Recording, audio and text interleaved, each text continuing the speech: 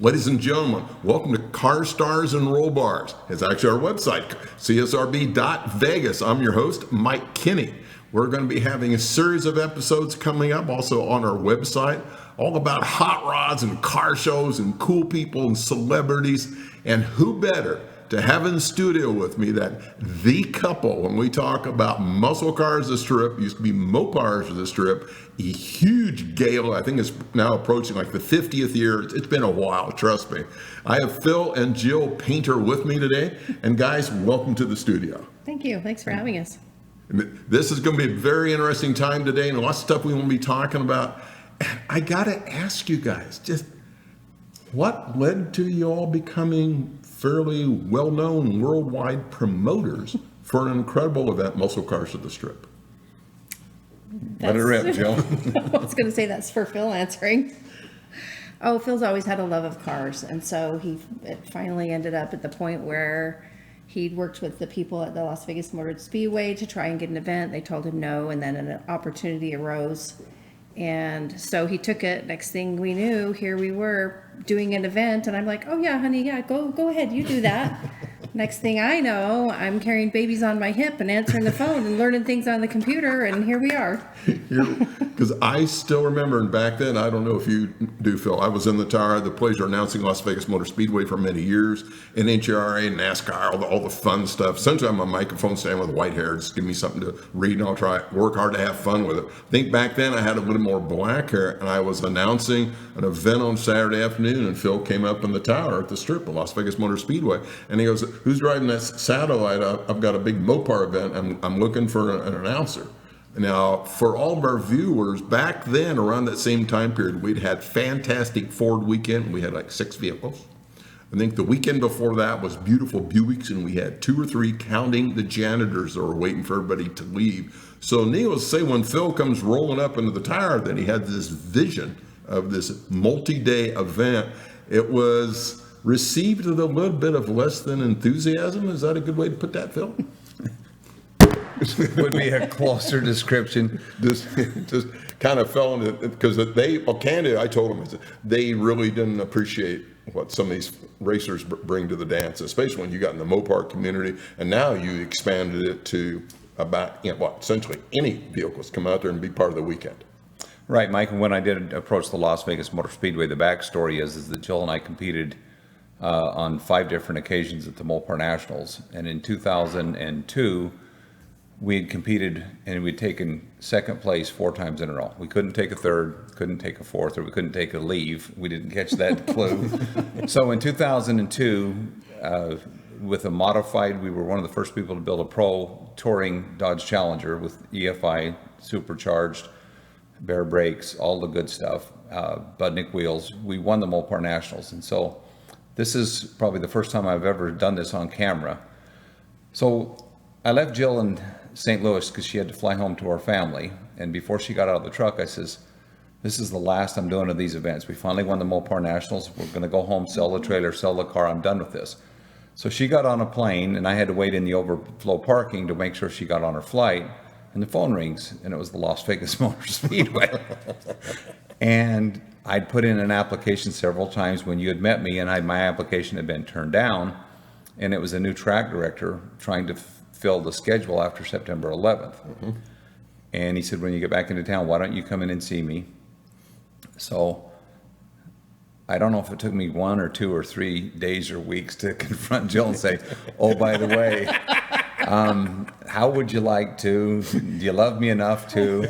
Baby. And what was interesting is that we went out to the Las Vegas Motor Speedway, and we were greeted, because the one thing that we thought was, with as beautiful facilities Bruton Smith had built at the Las Vegas Motor Speedway, and with the attraction of Las Vegas, we knew that a lot of these cars weren't new in 1970 when they were built, but a lot of people had moved here after the fact and had the cars. So it was a real leap of faith, and that's kind of how it all started, with an opportunity given to us by the Las Vegas Motor Speedway. And then luckily for us, we were in over our heads, and we will admit that, won't we? Oh, we'll admit that. But the passion behind people like yourself that saw it as a, here's somebody that has a vision, And if we can all join together, this thing's got a chance. And it was the teamwork that helped us get there. If this had been something that no one cared about, it would have never made it past the first year. And just as a correction, this is our 19th year, and we're doing it September 10th and 11th because sir. of the shutdowns with COVID. And then in the spring of 2022 will be our 20th anniversary of doing this event. Wow, that is just a huge accomplishment. And you've already touched upon it, that there is a lot of aspects of Matt's is unique, because you have the Las Vegas experience, you have all the level of professionalism of the crews of the Las Vegas Motor Speedway, and you've got a team of about 50 to 100 people, no exaggeration, that helps put this on, because there's a whole bunch of behind the scenes stuff going on. Yeah, even today, with us being out 45 days from this rescheduled event, it's busy, and we're grateful for the people that have stepped up over the years and helped us. The thing that makes the event unique is simply, when I discussed with Jill, when I was trying to either ask for forgiveness or permission, got to remember, we had 4 small children at home, and I'm a car dealer. I come from a car dealer family, and we already had 2 other businesses. And my friends in the Midwest, especially my buddy Scott Sieveking that owned and managed Monster Muscle Car Weekend in St. Louis, he says, if you'll do this, we'll help you. Cool. And what I later found out that meant is you'll do this and we'll watch you. You will watch We'll it. come have fun. Yes. And I felt, there's Phil. This story just gets weird from this point on out. So I had a neighbor that was an early morning newscaster here in Las Vegas, and I would be outside at 3 or 4 in the morning to get a breath of fresh air, and he'd be waving as he drove by going to do the morning news, and I'd been up all night. This is the part that people don't realize. It took that kind of effort at first, and we could see that there was passion for the event. But as the work started to pile on, I called my buddy in St. Louis, Scott, and I said, this is really interesting, because I feel like you guys pushed me out in the ring and I don't know how to fight. And you told me, there's Mike Tyson. Good luck, buddy. That's kind of what I felt like. Kind of what you felt like. So this next year will be your 20th year. So you've been at it for a while. So probably a question for each of you. What's some of your favorite memories of Matt's over the years? Before we answer that, when you ask about what makes it unique, Yes, sir. Jill said to me in the beginning, if you make this interesting for families and you make this interesting for the wives, and make it something that she can be interested in, so having activities for the females is the only way I'll do this. And I think that was a stroke of genius on Jill's part, because Absolutely. so many times our wives watch us spend our time and money in something that we're passionate about, and it becomes a center of a little bit of frustration at home. And Jill's thought was, let's do some entertainment at night so the wives and husbands can get together and make this a mini vacation. And like I say, all of that credit needs to go to Jill, because it's that Great perspective on the event that I think has made it a unique must-have event for going on 20 years. I know, and for years you had partnered with the cannery right there at Craig Road, I think in Lucy, and I'd had the pleasure to be on stage, amazing live entertainment, and we would have thousands, no exaggeration, thousands of attendees that would be there for that kind of after race party in the evening. And you had great food, you want to do a bit of gambling, but you guys provided fantastic entertainment as well. No, that was fun. That was one of the really fun things about it, and it's one of the things that's become a challenge as of late, just the way things have changed in Vegas. So it continues to be a challenge, but we try to find different ways and different things to keep it unique and interesting. You always have to continually reinvent yourself.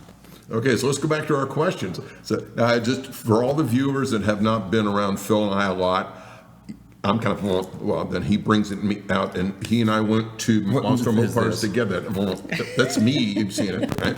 Once again, my buddy Phil. And actually, I had the pleasure to go back with Phil, Monster Mopars, did a little bit of announcing. We're flying home from St. Louis nonstop, and we land, it's about midnight, and there's hardly anybody in the plane. And the attendant, she comes over and says, gentlemen, do you realize you've talked nonstop pretty much since St. Louis? And we went, well, because that's kind of what we do. So this is interesting, watching me hurt somebody else that it's kind of butterflies without a net. So to kind of where we were a few moments ago. So what's a couple? We'll start with Jill. I think that's where Okay. we were going to begin with. So what's some of the favorite memories from this event over all these years? I mean, it's just a fantastic process. I think one of my favorite memories was when we had Bob Riggle. He came a few times with his first Hemi Under Glass, and he tried to retire. As if people know his history, he tried to retire a couple of times. Yes, he and did. We had a nephew of ours making this special rocking chair as a Yes. retirement gift. And he still came back another time because the man just can't help himself. So that's probably one of my favorite memories. Matter of fact, we have a picture of you and I on the starting line when you presented Bob with that rocking chair, and it had hooker headers for the armrest, and it was just very nicely done. Yeah, that chair was the brainchild of my nephew, Roger Painter. Even the seat cushion and the back of the seat had the Hearst Hemi Under Glass insignia on it. And when Bob saw that, he just looked at me like, So we'll ask Jill the same question here in a second, but Okay. you asked me what is one of my greatest memories. So this is a mountain of work, and Yes, sir. I'm not complaining. It's a beautiful event, and it brings a lot of people together. And the first year when I started to get registrations and phone calls from Canada, I thought they were wrong numbers. And then to my surprise, I started getting prefixes out of the United States. And I'm sitting here thinking I'm supposed to be doing car dealer stuff, but somebody's got to attend to this. And I looked around the room at who was qualified, and my 4 little kids and my wife were like, "It's on you, pal." So the first year, probably the second, going into the second year, after we had done the first event and graduated that learning curve, I went back to visit with the Las Vegas Motor Speedway and some of our hotel folks that put on entertainment or provided rooms. And I kept hearing the same theme, and that theme was, we love your event. I'm sitting there thinking, did you miss something? Because we made a lot of mistakes. But the one thing that kept coming out that was, it just knocked me flat on my seat was, we love your people. Because this event is more like a family reunion Yes. than it is a chaotic event. And you have so many grateful people that come to Las Vegas that time of year, and the showing of support that we've had out of places like Red Deer, Alberta, Canada, that, it has just become an honor because over the years, that theme of it's more like a family reunion has been what's driven us. And I consider myself very lucky as a person to know so many wonderful people that have been willing to take the time and effort to join us in what we're doing, but then support some of the things that we've done over the years. So that's probably my Beautiful. favorite thing about the event. Because as I recall, you've had participants for all 50 states In the first year. in the first In the year. first year, it And was that amazing. includes like Hawaii, Alaska, so it's a little harder to commute here. And they made it happen anyway. And every Canadian province. When we looked at that map, Wow. I literally said to Jill, I put that out there because I wanted Yeah. to source where they were coming from. Now, who's been screwing around with the map? We had no idea. Yeah, it was crazy. And I know you're talking about being a family is just one thing I've observed as well is people come up to me from Canada and goes, "Mike, it's so great to see you again." And they're just so excited to be talking about the event, what's going to be happening. And so just being a family, I think really resonates. And your tagline is people, passion, and performance. Did I capture that properly? Correctly. And I think that if I was to have like a tagline for your event, that's got to be it because it's about your people. And then the passion part of it, because without the passion, what's the point? And then you have an incredible event that performs very well. So, and the other facet of many facets with you guys that has always intrigued me from day one, you really went out of your way to embrace different charities and have fundraisers, and you would present vehicles, and you really went at it where it was kind of different than most, because some events they barely touch on it. And I think you have some very spatial activities this year to support some incredible charities. So before we close, we got to talk about those. Well, and again, this is the brainchild of a husband and wife team. He married up, by the way, so did I. I fell up is what I did. So I'll start and then we'll turn it over to Jill. Here, go ahead. Probably one of the most gratifying things that has happened is in 2006, I was given Ronnie Sox's personal cell number. Now you got to understand the backstory. I grew up in an agricultural town in the center of Utah, and I used to open my brother's hot rod magazines, and here's these red, white, and blue cars. And my dad was a Dodge dealer, and this is the first person that had a fast Mopar, and it's like all of a sudden this guy's my new hero. And in 2006 I was able to converse with Ronnie over the phone, and then later Herb McCandless and Buddy Martin came to the event. And when I say blessed, can you think of a better job than to be able to be around these racing icons? And when they came, Ronnie was battling cancer, but instead of finding reasons not to do it, it's the beauty of the whole event is the fact that we as a group decided to do something in Ronnie's name. So Ronnie said to me, I've lived a wonderful life. I don't know many people that can drop the clutch at 7,000 RPM and pull wheel stands for a living, but I'm blessed. And his response to me was, let's do something good for the children of St. Jude's. So he picked the charity. And Mike, you were in the tent. So we had Kenny Youngblood here in town draw a special picture commemorating the life of and the racing of Sox and Martin. That's amazing. We had an auction tent, and in a matter of 15 to 20 minutes, we raised over $60,000 that went directly to St. Jude's. And the magic that was in that room that day was something I get goosebumps. Look at me, I got goosebumps. Mike, I have goosebumps talking to you. But it was just events like that happened. You bet. And we have some things going on in 2021 that after the COVID shutdown, some people have come forward to help. Jill, do you want to tell Mike about this cool stuff that's happening? You know the details better than I do, but there's going to be some special stuff for 9/11, so you go ahead. That's all I've got to say. We're going to turn it over to Mike. No, many of you follow. Give me knuckles. That was smooth. I like Many that. of you follow Mopars 5150 on Instagram, Yes. and the owner of that page has been out buying barn find muscle cars. Yes.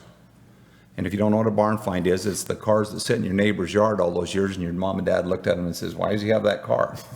Well, these people at 5150, Troy Bergeron, they're out buying these cars, and he's doing something that's incredibly cool. He's going to put together the first barn find exhibit here in Las Vegas, and one of the cars that you're going to get to see is a 1971 Hemi Challenger that somebody left in their yard that said, one day I'm going to restore this. I'm going to, everybody's heard that story. Right.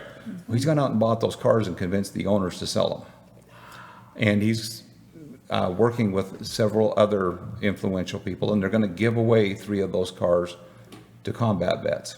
So if you know somebody that has always wanted, for instance, a 71 Torino, you can go on their 5150 Instagram page and you can nominate one of your friends or neighbors. And we know that most combat vets are not going to sing their own song. Correct. But we all know that they're heroes, and we all know that a lot of them gave up a lot. And a lot of them like muscle cars but don't have the means to get them. Wow. And if that wasn't enough, then since the event is on September 11th, which is the 20th anniversary of that tragedy, Yes. they're also going to give away 2 more muscle car barn finds to someone that was actually at the trade towers that was directly affected by the things that happened there. And then they're also going to give away a car to a child of anyone that was affected by September 11th. And all they have to do is go on and have someone nominate them at Mopars 5150 on Instagram, or there's an email address on our Facebook or Instagram page, which is at MattsLV. Okay. But that's all going to happen on September 11th. So there's a total of five vehicles. I'm sorry, I'm kind of vapor locked. There's 5 vehicles being given away. Out of the goodness of somebody's heart. Well, and for you all to be able to have the wherewithal to have those connections come into alignment for this. Wow. So how do people get a hold of you guys? Because this is going to get a lot of spread now. We know the drill. So they're all excited, want to register cars, they want to come. So how do they learn more about muscle cars at the Strip? Ms. Painter. You're up. Well, we have a website, matslv.com. Okay. And you can register on there. We also have, there's a store on there that you can get to, that you can register and do everything online. And you can also get that through our, is it still Mopars and Muscle Cars at the Strip? Phil runs all of our social media, so. At Matt's He's LV. at Matt's LV for Instagram and Facebook, so you can get to us through that way as well.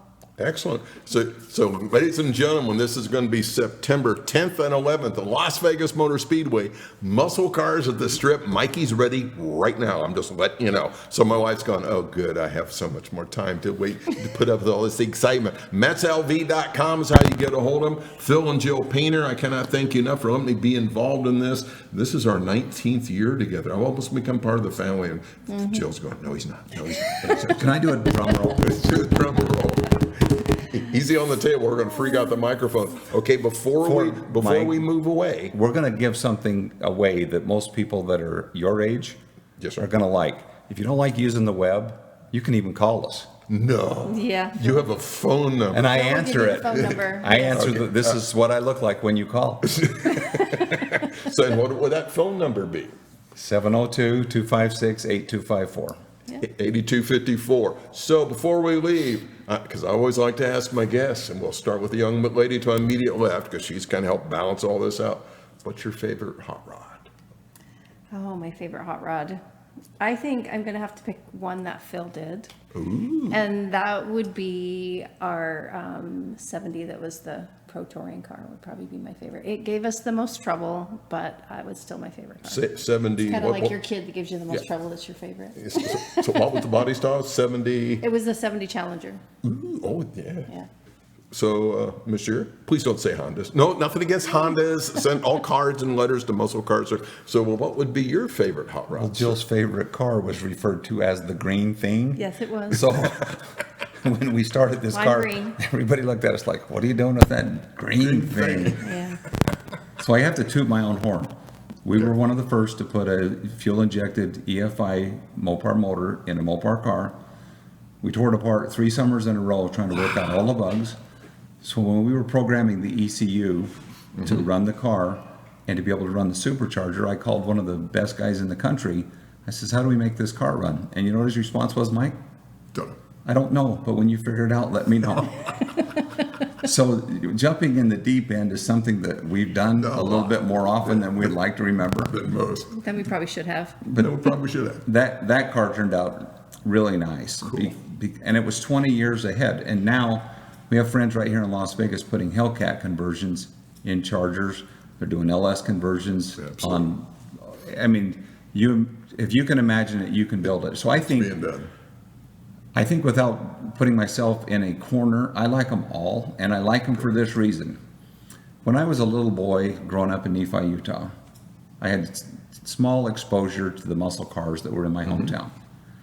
And here we are almost 50 years later, and every manufacturer is building some pretty bad hot rods. Pretty bad hot rods. It's gone full circle. You can go down to your dealer, and if you've got the means, you can buy a 700 horsepower this or a 650 that.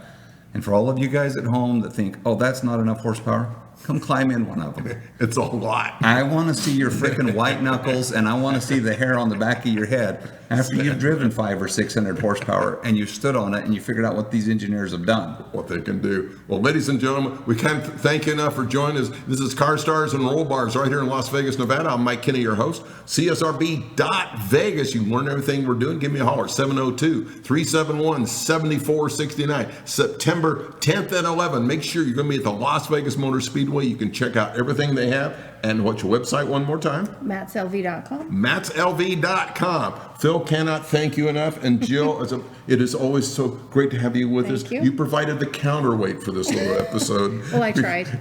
Lord knows we need all the help we can get. Until next time, enjoy the ride. Bye-bye for now.